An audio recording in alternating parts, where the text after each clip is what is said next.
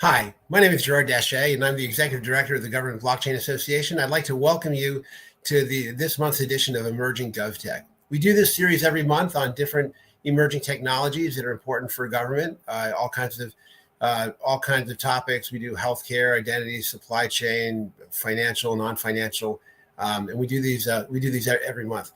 And when we do these, we stream them on LinkedIn, YouTube, X, Facebook, so they get streamed across a whole bunch of different platforms. The topic this month is crypto trading impact. And so today we'll be talking about crypto and digital asset trading and how does it impact real world projects. By the end of the session, we hope that you'll have a better understanding of algorithmic based trading and understand project based trading, token trading. It's not coming up on the YouTube page. All right. So I understand that it's not coming up on the YouTube page. All right. I want to make a couple of announcements before we get started, and that is the Government Blockchain Association is hosting an event at the United States Capitol on October 30th, 2025. The topic is called The Future of Money, Governance, and the Law. If you go to the gbaglobal.org, and you'll see there the information about that event. It is being sponsored by the members of our session today, so we will be talking about it during the session. Also, as part of that, we do this really incredible gala reception. It's a Monopoly-themed cryptocurrency event called Cryptopoly. It'll happen on October 29th in Washington, D.C. It's going to be a phenomenal event. EasyBot is one of our sponsors. We'll hear more from them about that as we move forward. Also want to let you know about the blockchain maturity model. The blockchain maturity model is a framework designed by the GBA to assess blockchain solutions to make sure that you can trust them, right? We evaluate it from all sorts of different perspectives. And CES Network has gone through the rigorous BMM assessment and came out with flying colors. They'll be on the show with us today, and we can hear a little bit more about their project. We're also developing a new services model for people in the organizations in the services industry, and EasyBot is working with us on that too. They're with us also. If you're looking for solutions in the Web3 space, the Web3 directory on the GBA Global site is really the first place you ought to go. You'll find the EasyBot and CES Network there, along with blockchain solutions in all sorts of different. So we'll put some links on these things out throughout the show, and you'll find out more about it. All right. The last announcement I want to make is really the report that we're going to be releasing on October 30th at the United States Capitol. It's called Preventing Government Fraud, Waste, and Abuse with Blockchain. If you're interested in that, then send an email to events@gbaglobal.org. All right. So let's talk about the subject today. Right now, let me first introduce our guest. Our first guest is Dr. Mohammed Ali, and he is the founder and CEO of EasyBot, a Dubai-based crypto auto trading platform known really for simplifying and automating digital asset strategies. Mohammed has been leading EasyBot from its Dubai headquarters for several years, and he remains an active and visionary CEO, regularly hosting live Zoom events, and he shares their transparent updates on their trading strategies. I first got to know him on a show that we did a while back, and I was really struck by how open he was.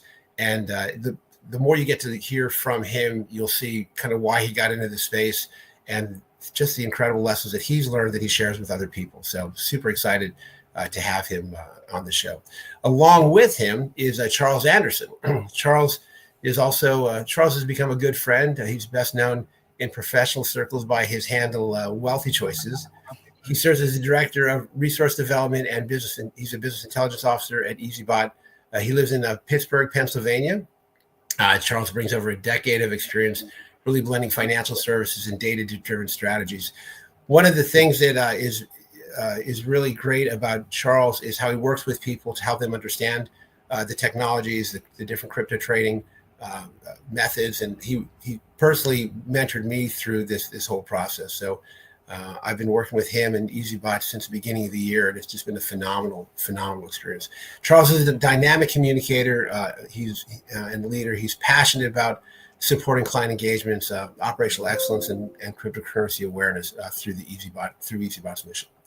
And last but not least, Nick Well, I'm butchering your last name. Zettelestani. Zettelestani. I refer to him as Nick, so that's the way to do it. Nick Z. Yeah. So Nick is a seasoned technology executive, a thought leader in the world of decentralized infrastructure. Nick is the chairman and co-founder and the head of marketing at SES Network, and I can't tell you enough positive things about SES. We'll hear about them in a bit. But they're a Web3 project, really pioneering decentralized cloud storage solutions designed for both speed, security, and scalability. And also AI. SES Network is really tailor-made. Nick, maybe you can share a little bit about that. So if you have an AI solution and you're looking for a decentralized infrastructure, SES is really ideal for that. But he's got a degree from Duke University and the Harvard Business School. He's a former had leadership roles at Oracle, where he really directed international marketing and product management. We were on a call yesterday, and he opened his mouth for about 30 seconds, and about 2 years of wisdom just came flowing out. He really brings decades of experience in both enterprise and startup to the blockchain space. So under his leadership, and this is where it becomes important for today, SES recently launched a SES token. It's the utility token that powers its decentralized storage ecosystem. And today, that's what we'll be covering.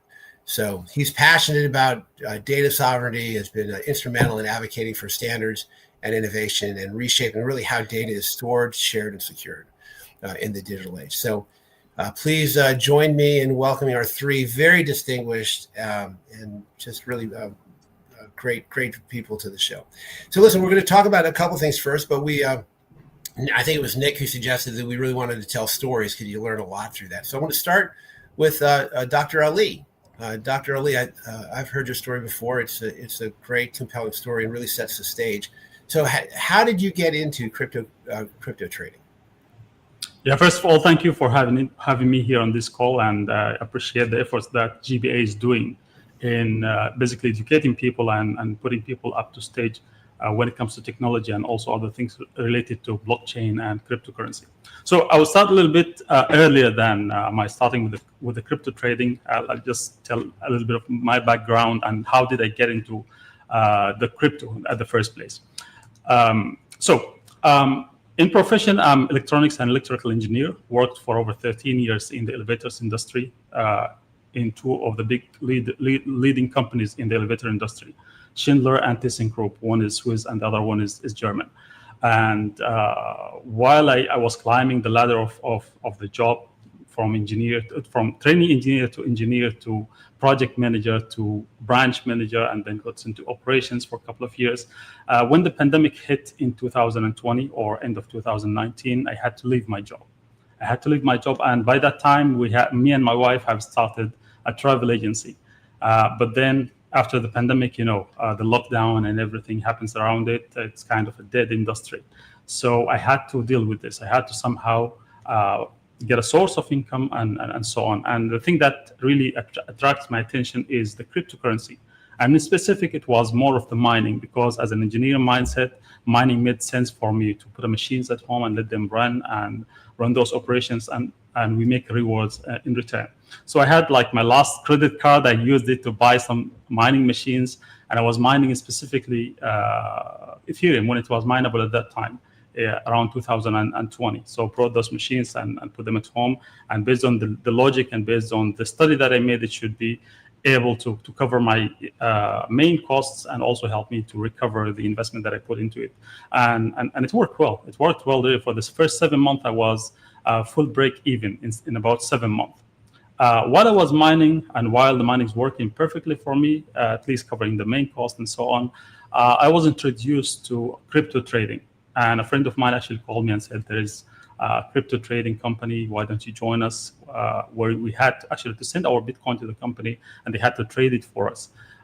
So I decided, let me try this one and so on. I did my due diligence and it looks like the company is existing and so on. So I got a couple of, I would say fraction of a Bitcoin and sent to them over and they started trading. We were making kind of a good income at the beginning until it came to a point where you are unable to log into the website. So trying to log into the website, you can't log in and it's kind of a static website.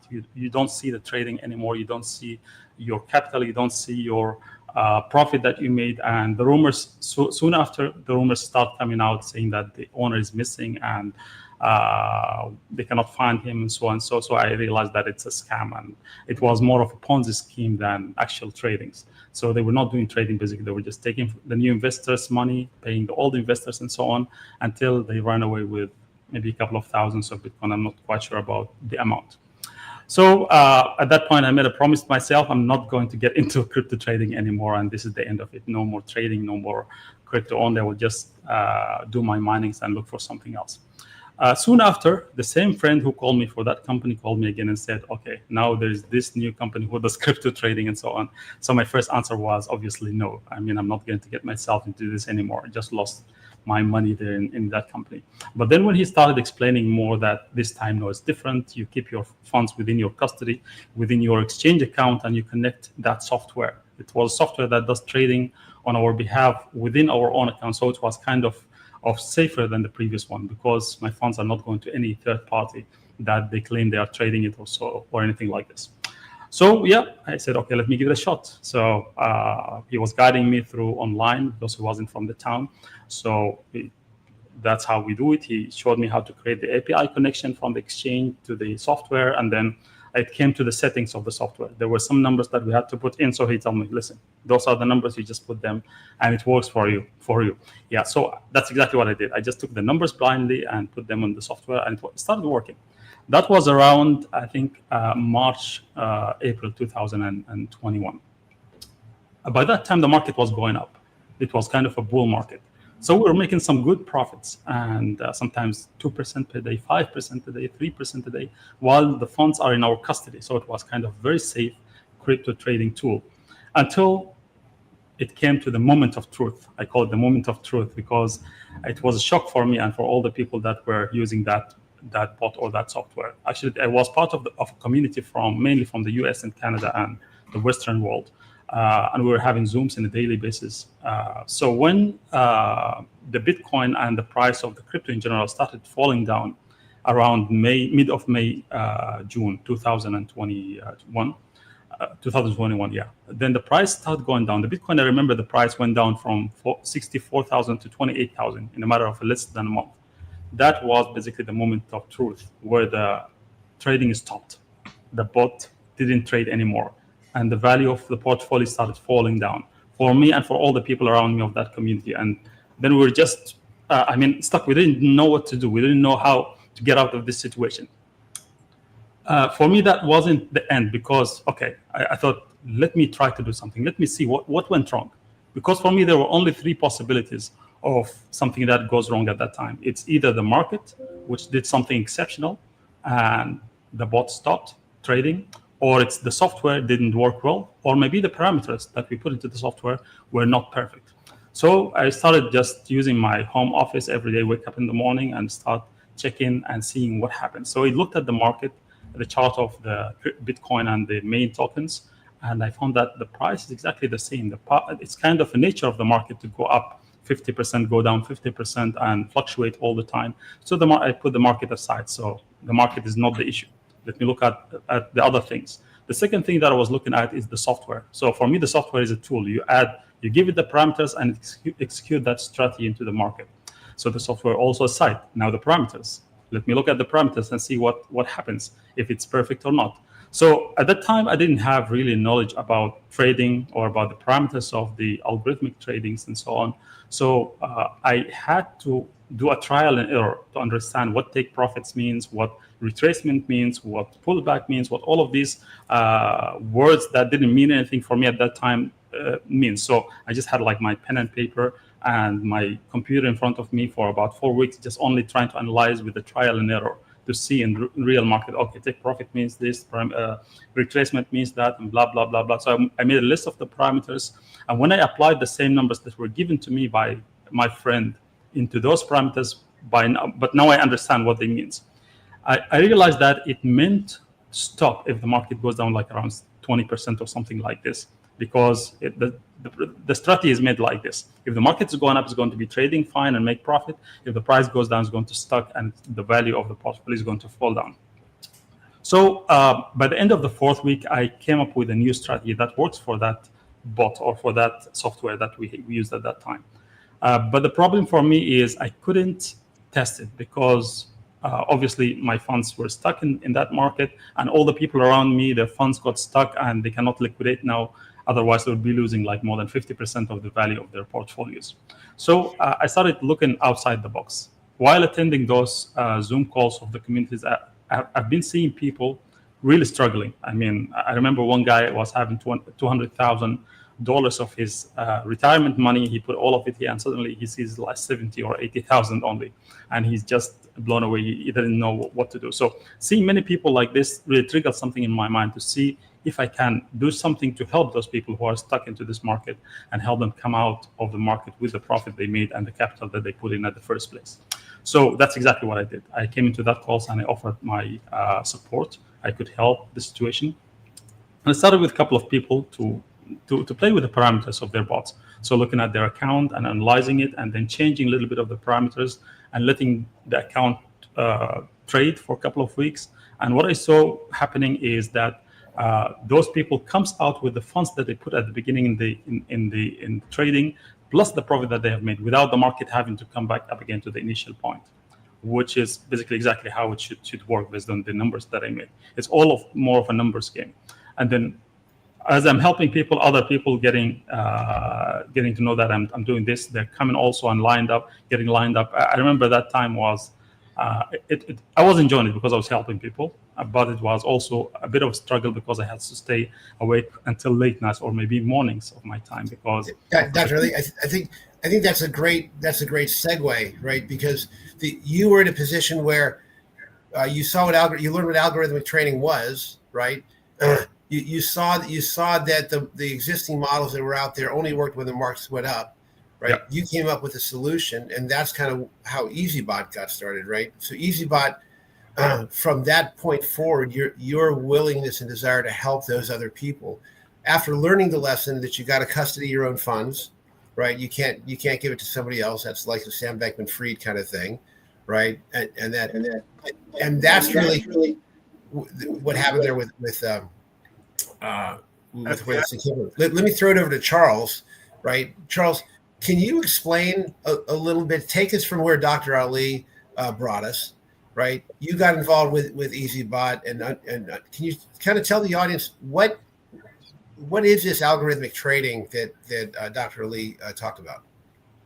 Yeah, sure. So, and we got to go on a bit of a journey for this, right? Because algorithmic trading has been around for a long time, since like the 1940s.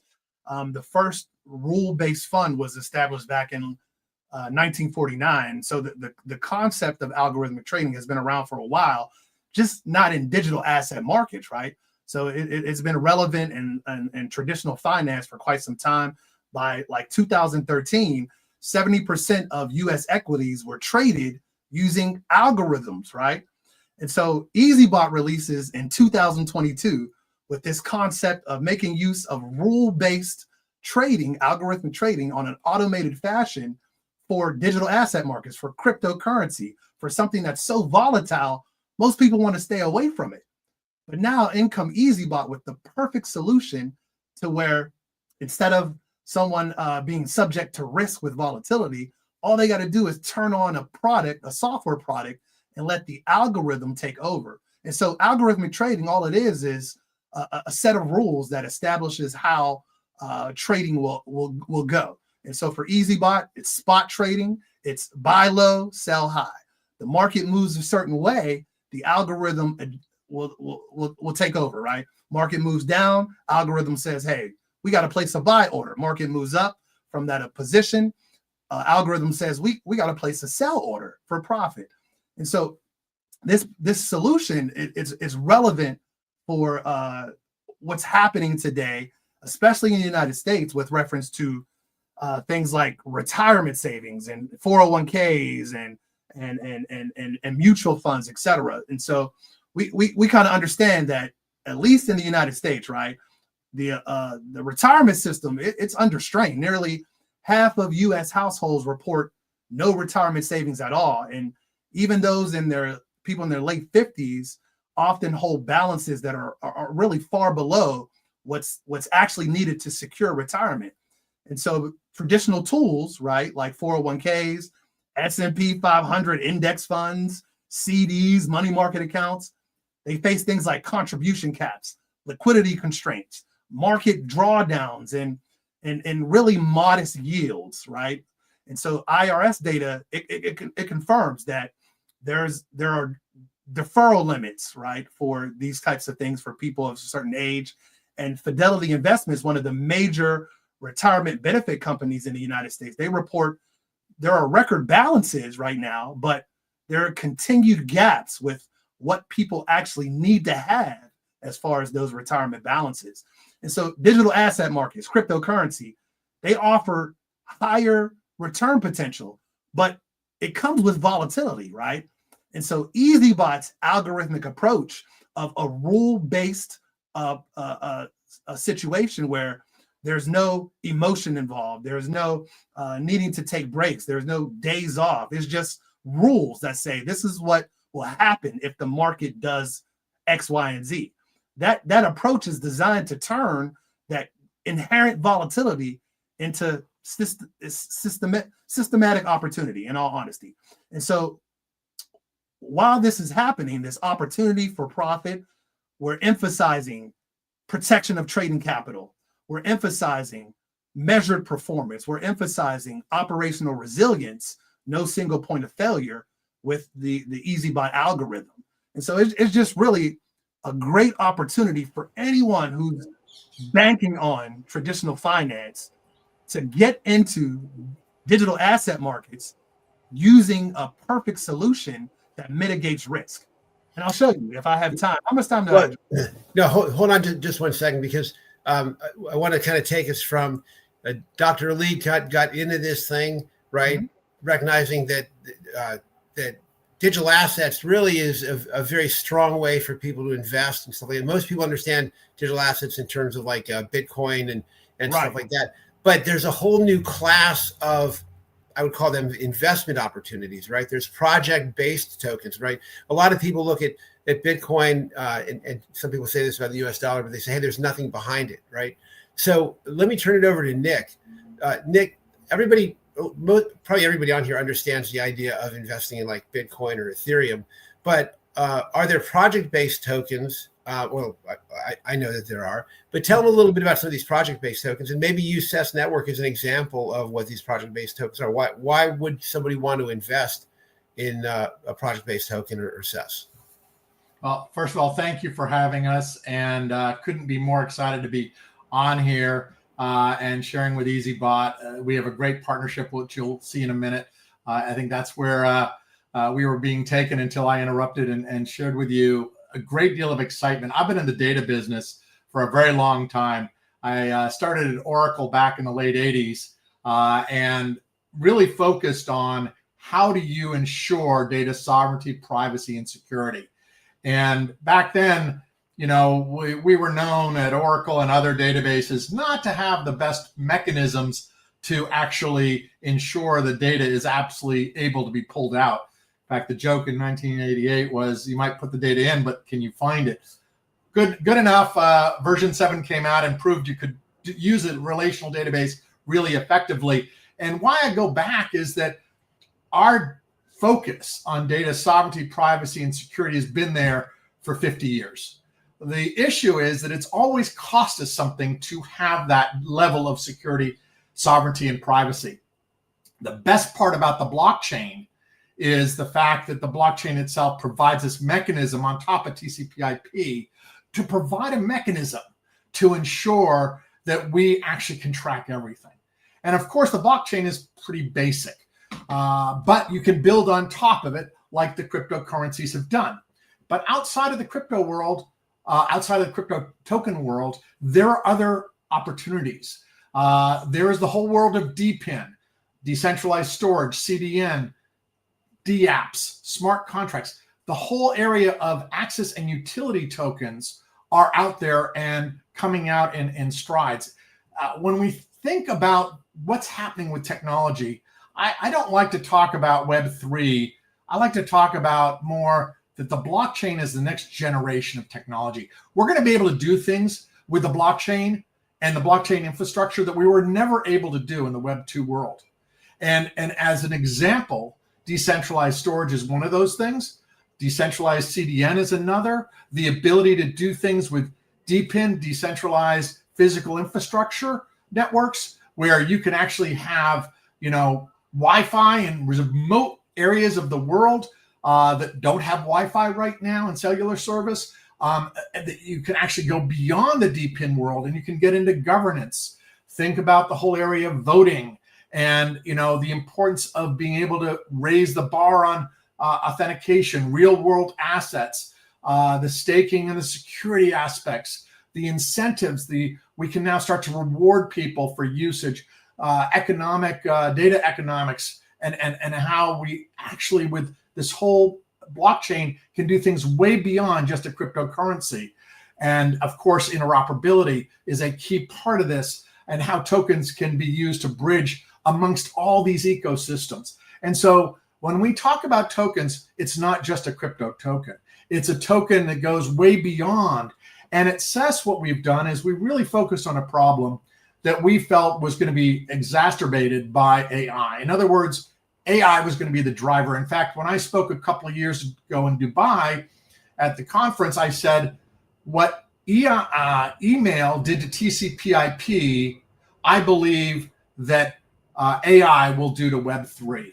I believe that AI is going to be the biggest driver of Web3 adoption, because AI models are the most important thing to keep private. Can you imagine if I got into an AI model of a large corporation like Coke or Pepsi or Disney or Universal or any company out there, a car company, and I was able to start to understand how they're making decisions? That would be a huge competitive threat, and certainly something that nobody wants to let go of. And so as we think about the AI world and how it's going to augment and how it's going to grow, it's not going to be just ChatGPT. It's going to be these private AI models. When I say private, I'm saying AI models that are meant for a certain audience, and that audience can actually share that AI model with another audience, perhaps. This is where we get into digital health, decentralized health. Think about decentralized research, the fact that you can get rid of centralized bodies doing research and just have the researchers come together. Think about hospitals that come together. So when you check into a hospital and you have a very unique problem, the reservoir of knowledge goes way beyond the hospital system that they're part of. It goes to the world system that's plugged into what they're doing. This is going to change the world in terms of health. This is going to change the world in terms of how we do things. And so when we think about tokens, they go way, way beyond, the world of just the crypto side of it. And so that's what I'm introducing. And CES basically provides a mechanism to ensure three things. All of those things are all about it, keeping your data sovereignty, keeping your data privacy, and keeping your data security. And those three things are: we provide a full decentralized data storage infrastructure, we provide a decentralized CDN, and we also provide our own blockchain. Those are all in the same network. And the benefit of having all of those in the same network is that we do something that very few ever talk about, needless to say, the Web3 community, and that is we can stream video, we can stream audio, we can provide fast transactions for finance. So we are really bringing the world of 2.0 benefits to the world of Web3. But we don't stop there, because we don't see the difference between Web 2 and Web 3. We see data as data. We don't care where it is located. We have partnerships with, of course, Amazon and Google and all sorts of other decentralized and centralized data storage systems. And we're all about how do you bring all of those together. And that's what the CES network provides, is a fully decentralized system for data management. That's awesome, Nick. If people want to find out more about your particular project, they can go to, CES.network? Is that the website? CESS.network. It's actually, I just noticed it's right next to my name. So it's right there. That popped up. So let me tell you where I want to go now. I'd like to go over to Mohammed. Mohammed, so we just talked about in this crypto trading space, right? People understand crypto trading with like Bitcoin and Ethereum. Now we've got this concept of crypto trading with projects, right? And we just learned a little bit about CES. When you have to decide, because you don't make all trading pairs available, right? When you have to decide which trading pairs you have, how do you do that? And then after that, I want to ask another question in terms of what kind of performance are you seeing? I think Charles was probably going to get to that a little earlier, but then Charles, if you wouldn't mind going back and saying, when you're doing this algorithmic crypto trading, what kind of performance are you seeing, especially compared to traditional investments? And then talk a little bit about maybe the trading with these utility tokens, because I think this is really introducing a whole new topic, right? People thought about cryptocurrency trading, but now trading with projects that have value, that where Bitcoin went from whatever you said 64,000 down to 20,000, right? These projects should be a lot more stable, right? And I know that what's really important from an EasyBot perspective is you want to find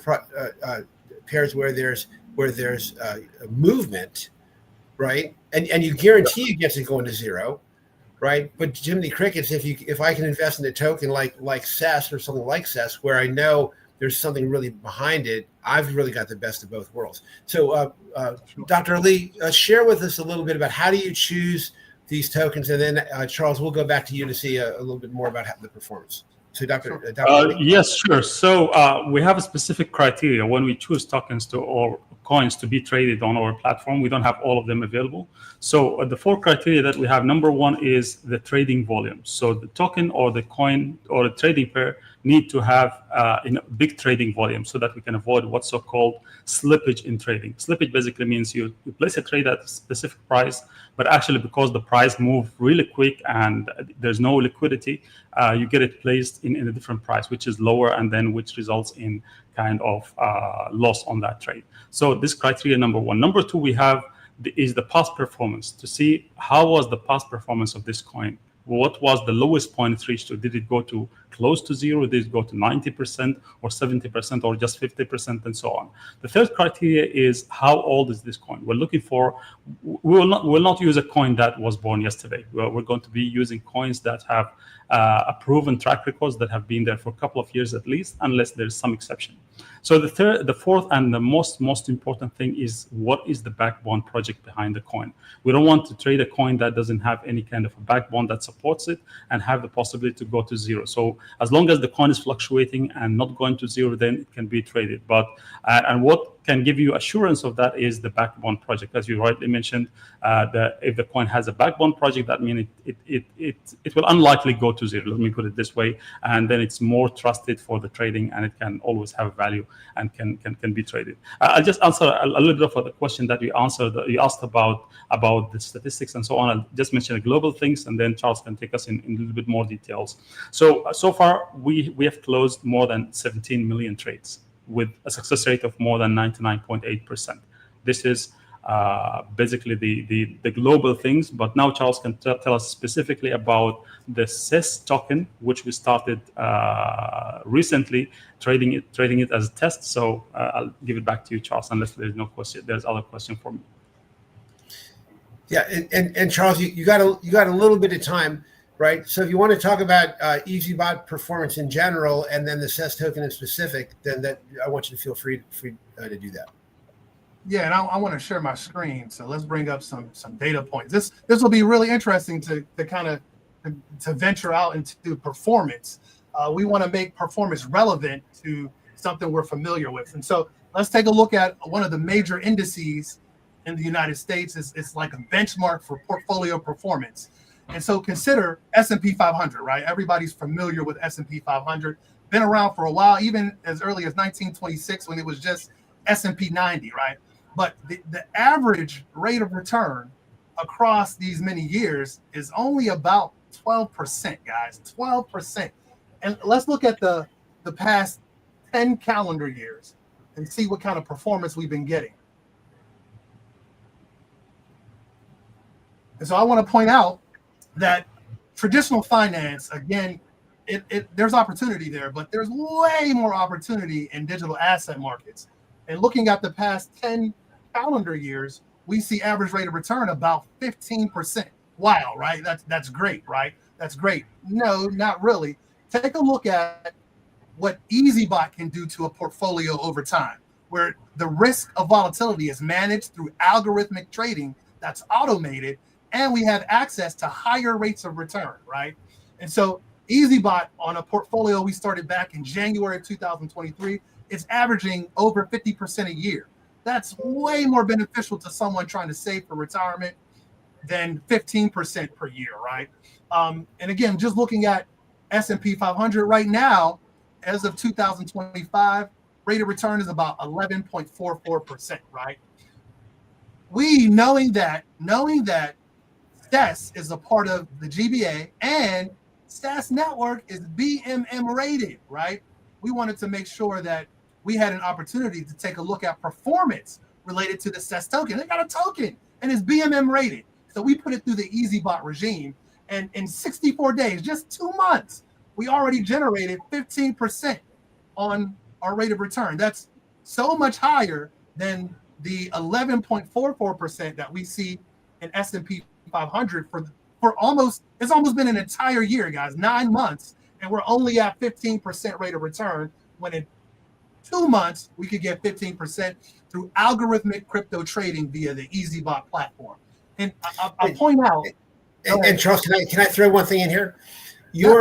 The trading strategies that Dr. Ali put together, you make public, right? And so you've got your portfolio.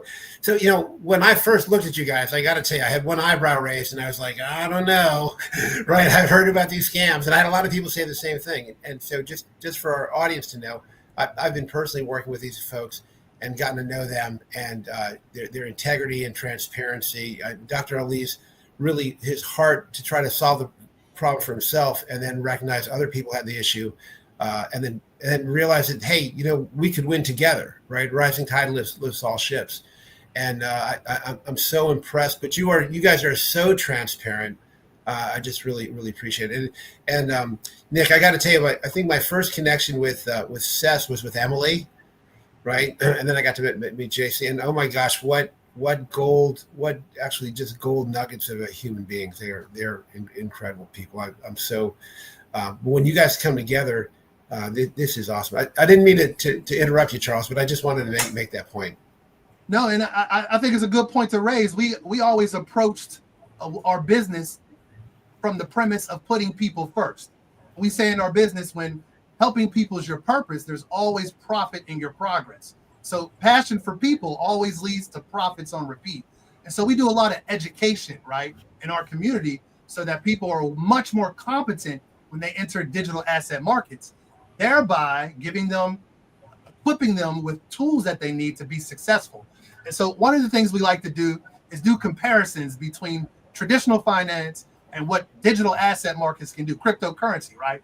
And so we understand that right now, the statistics show that the average portfolio balance is about $137,000, right? 13780, right? And the contributions that are suggested by retirement experts is about 15%. So average income for someone in the United States is about $67,000. And so a 15% monthly contribution is about $750, right? And so if we use S&P 500 rates of return, even at 15%, it's going to take a good 18 years to get a really great return on your investment, right? 15%, right? If you use the normal rate of return, about 12%, it's going to take what is that? 14 years to get $1 million in your account. And so I'm not happy with that. No one should be happy with that. What we've understood is that when you have a higher rate of return, you can significantly decrease the amount of time it takes to get to your end goal, right? So we can double S&P 500. Our statistics show that our corporate portfolios have averaged good 3% per month, which is almost triple S&P 500, right? 36% per year. We can get to our end goal in as little as, 7 years versus waiting 14 or 18 years. So it's important to have an alternative source of savings, right? That can benefit you by decreasing the amount of time you got to spend in the markets. It does not make sense to not be involved in the digital asset markets, especially with companies like CES that have utility behind their assets, and companies like EasyBot that provide the exact solution that a consumer would need to get from point A to point B. It doesn't make sense not to connect with these opportunities. Let me throw it back over to Nick, and I think we'll have a little bit of time at the end, so I want to maybe have some information about how people can get involved with your two projects. So, Nick, there's a lot of projects out there that people can invest in, right? If I'm trying to decide and want to diversify from cryptocurrency into project-based utility tokens, tell me a little bit about why I should invest in CES. It's a great question because, what I am seeing, over my career is a huge shift for how we pay for technology. When I started at Oracle, we used to charge a licensing fee. And then on top of it, we would provide an annual service agreement. And that was very common for almost 20 years. And then Mark Benioff, not only with Salesforce, came out with the Salesforce platform, but he also came out with a new way to pay for that software, and that was called the subscription. A lot more beneficial to the user of a system like that. And so there was a tremendous, again, benefit not only to the technology, but also the way it was being paid for, which really set Salesforce and other SaaS model solutions aside from the existing licensing model. And so everybody jumped onto that. Interestingly enough, another 20 years later, we see the emergence of blockchain solutions, basically decentralized solutions.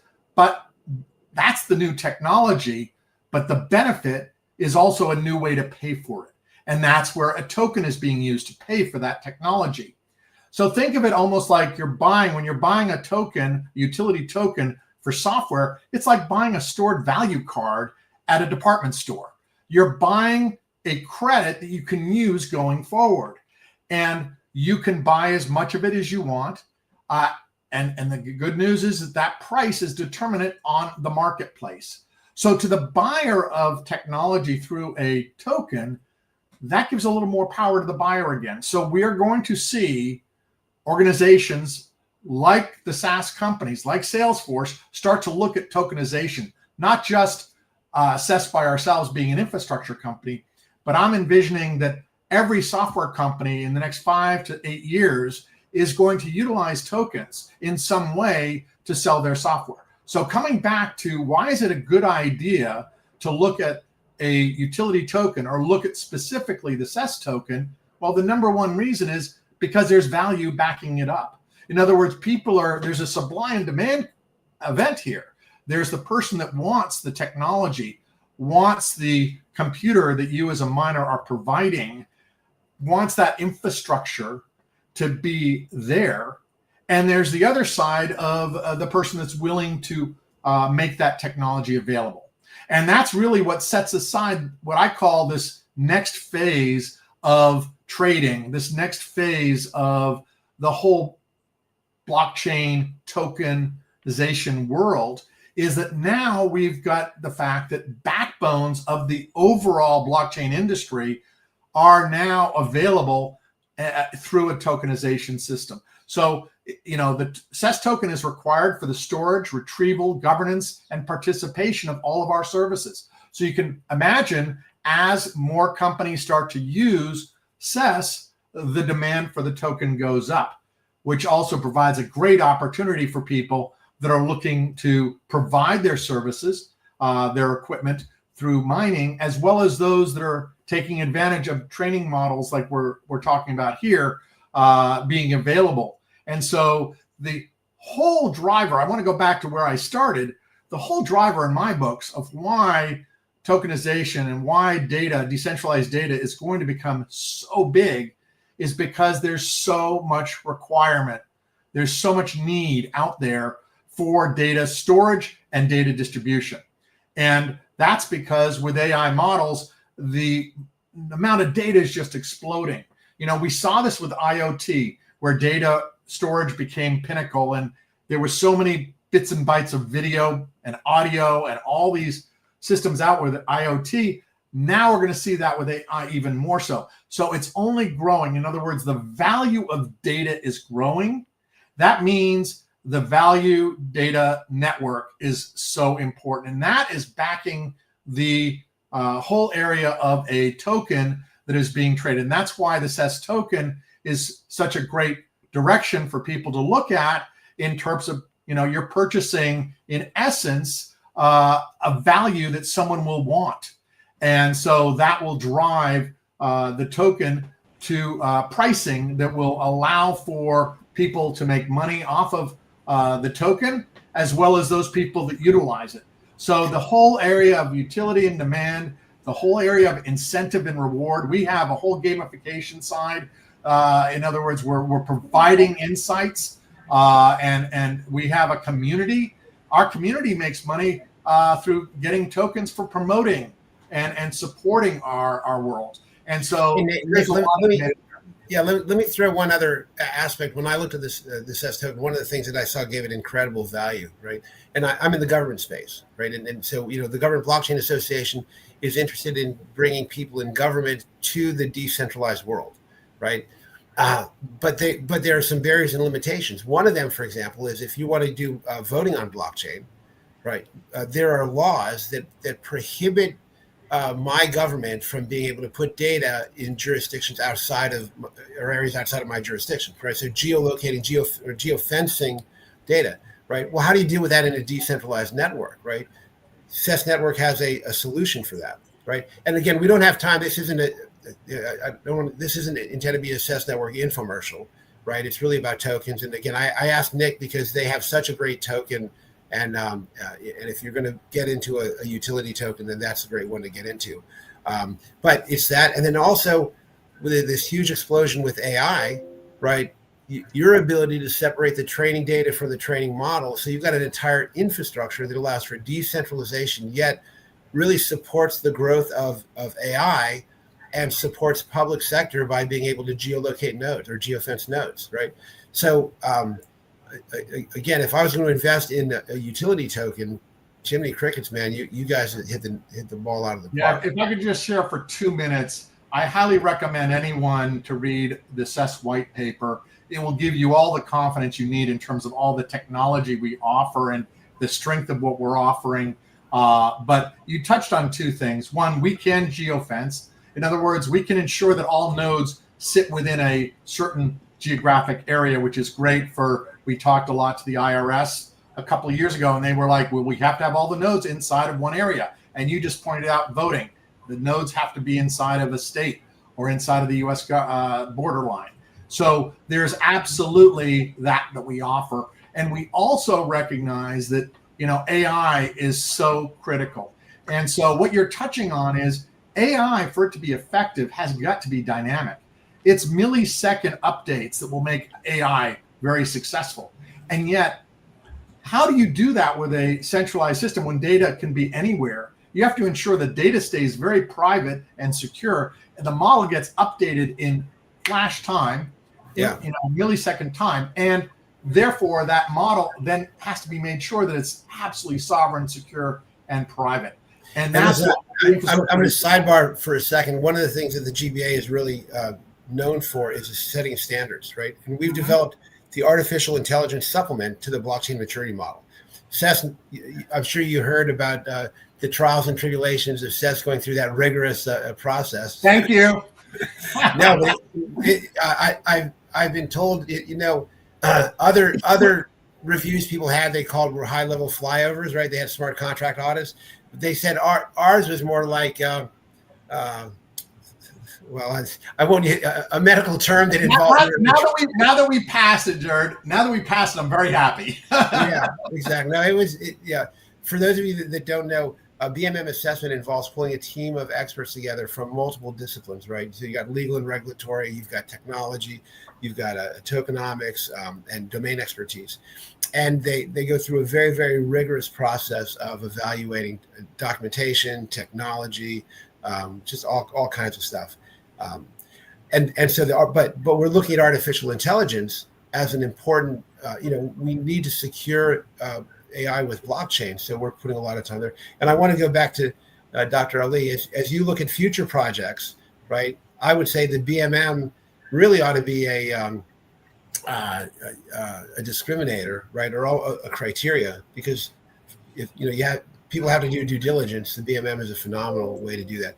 Listen, I want to let people know how to get in touch with you guys to get involved with your project. So we do have your LinkedIn stuff, but let me start with you, Dr. Ali. If somebody wants to get in touch with you, what's the best way for people to get in touch with you?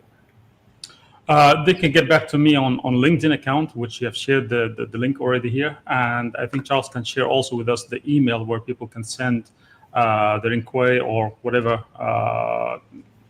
the reason that why they want to reach out to us, so they can shoot us an email in that email. So Charles, if you can put the email down. I also want to, I'm going to give the folks that are listening to this a little break. So EasyBot has given GBA members a very significant discount on their software service. So basically you pay a software subscription, and then that essentially the use of the software allows you to essentially capitalize on your trades. But Charles, would it be okay if we let people who are watching this live cast, if they want to get that same deep discount, would that be all right if I give that out? Absolutely. Okay. So if you're interested in finding out more about EasyBot, send an email to EasyBot, EazyBot @gbaglobal.org. Right, and that'll get you in touch with the EasyBot folks, and they can give you the discount code or whatever to find out more about it or to enroll in their thing. I also want to remind folks that we are doing the conference of the United States Capitol on October 30th, called The Future of Money, Governance, and Law. We'll have about 650 people there at the U.S. Capitol, policymakers, innovators. CES Network and EasyBot are both sponsors. EasyBot is going to be sponsoring the Gala Cryptopoly game, right, where we'll be gamifying trading, right? Can't wait. But, Charles, you had a meeting with our events director this morning. You wanted to share a little bit about what that experience is going to be all about? Yeah, it was, and so it was such an insightful meeting. She shared so much great information with us that we're more well prepared to be able to perform adequately at that event. But we're gonna see people engaging and networking with each other over a crypto-based or cryptocurrency-based game, and these people are going to be so excited about the rewards that they can win and the boost that they can get via the EasyBot platform. I'm just super excited to be able to say I'm going to be attending this, and I cannot wait to see the winners of this game, because we're taking pictures all day long. It'll be great. Oh yeah. Yeah, the pictures from last year were great. So the bottom line is, when you get to this game, you get to you'll receive some digital assets. You'll receive some like Monopoly cards with Bitcoin, Ethereum, different CES token, different tokens, and a stack of movie money, which looks absolutely real on camera, right? And then through the evening, you get to buy, trade, and sell these different digital assets and cryptocurrencies. And whoever has the highest portfolio value at the end of the night, they get a basket of real cryptocurrencies. Last year, maybe I shouldn't say. Last year it was over $10,000 worth of prizes and stuff. So people have a blast. It's a great way for people to meet each other. You meet some really top people. Oh, and also it's a 1920s, 1930s theme. So the women will be wearing flapper dresses. The guys are wearing top hats, and it's just a blast. So at GBA, we like to have a lot of fun, but we like to get stuff done too, and that'll be great. Then also just remind you, we're also releasing the report on October 30th called Preventing Government Fraud, Waste, and Abuse with Blockchain. And if you're not a member of GBA, we do encourage you to join. Go to gbaglobal.org and get more information about us there. And also check out the Emerging Tech Directory on the GBA Global website. So under resources, if you want to find any kind of company, or if you want to list your company, you can list that there at the Emerging Tech Directory. It's at gbaglobal.org. Just look under resources.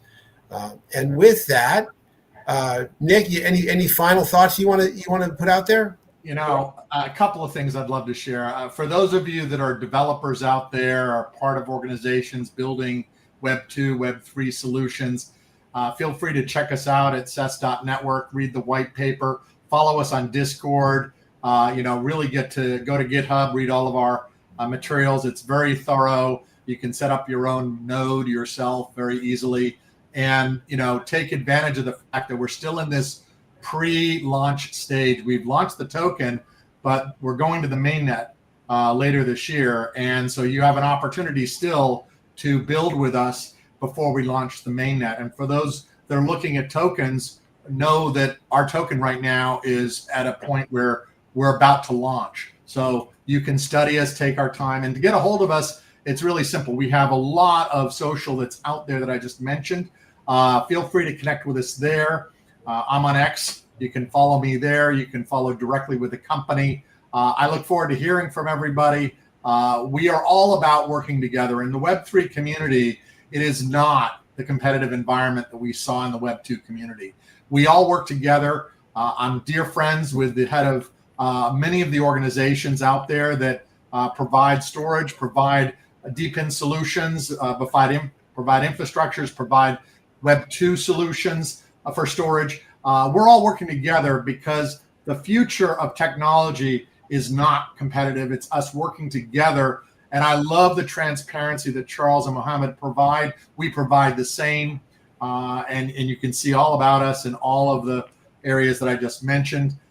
Thank you so much, GBA, for setting this call up. We talked about it being exciting yesterday as we prepped for this, and I think it was even more exciting than I could have ever thought of. I can't wait to meet with everyone at the end of October, and I just want to thank you for the time. Awesome, thank you. Charles, you want to say anything, and then I will throw it over to Dr. Ali.